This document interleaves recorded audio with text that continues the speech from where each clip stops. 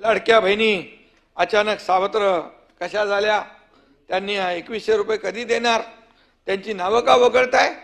मुख्यमंत्री माझी लाडकी बहीण योजना निवडणुकीत लाडक्या बहिणींनी आम्हाला भक्कम पाठिंबा दिला.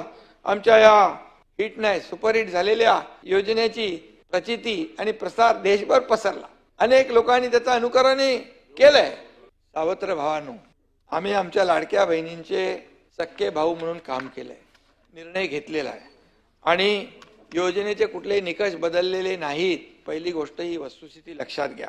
ज्या बहिणी पात्र आहेत त्यांना कधी अपात्र करण्याचं पाप आमचं सरकार करणार नाही आणि ही योजना कधी बंद होणार नाही एवढी आपण खात्री बाळगा.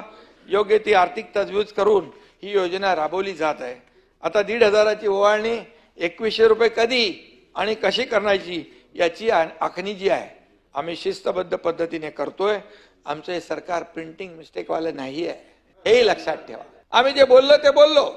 आता आर्थिक तजवीज जी आहे, तरतूद जी आहे, काटकसर करून जे काही करायचं आहे ते नक्की करू आणि या ठिकाणी याची देखील एक तजवीज करायला लागेल. आणि शेवटी आपल्या सगळ्या योजना सुरू ठेवायच्या आहेत, विकास प्रकल्प सुरू ठेवायचे आहेत, कमिटेड जो खर्च आहे तो आपल्याला द्यायचा आहे. हे सगळं जे करत असताना जे आम्ही बोललेलो आहे ते देखील आमच्या योजनेमध्ये आहे आणि नक्की त्याचं देखील काम चालू आहे.